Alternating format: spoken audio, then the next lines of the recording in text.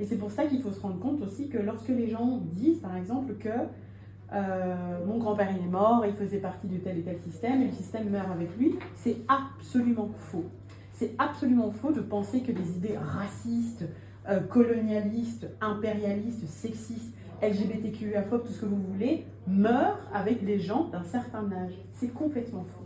À Bruxelles, la première partie de Lumumba Day, organisée par le collectif Mémoire coloniale, a rassemblé lecture, échange et travail de transmission autour de l'histoire de Patrice Lumumba. Ce temps de sensibilisation a permis de revenir sur les faits et les responsabilités historiques liées à l'assassinat de Lumumba, Maurice Mpolo et Joseph Okito.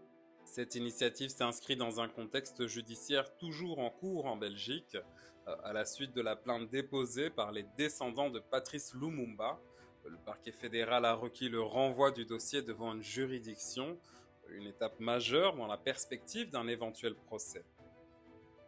Oui, c'était important pour nous d'amener des éléments en fait, pour que les gens maîtrisent en fait, ce qui s'est passé autour de cet assassinat, puisqu'il y a 3 personnes qui ont été assassinées, mais c'était important de savoir quels étaient les tenants et aboutissants derrière ce triple assassinat, qui étaient les responsables, le pourquoi, parce qu'en fait les logiques que l'on a vues derrière l'assassinat de Patrice Lumumba, en fait on les voit encore aujourd'hui à l'œuvre, que ce soit au Congo ou ailleurs. Donc c'est aussi permettre aux personnes de ressortir avec quelque chose de solide comme élément de compréhension sur comment finalement en fait le monde autour de nous fonctionne, on va dire politiquement et géopolitiquement.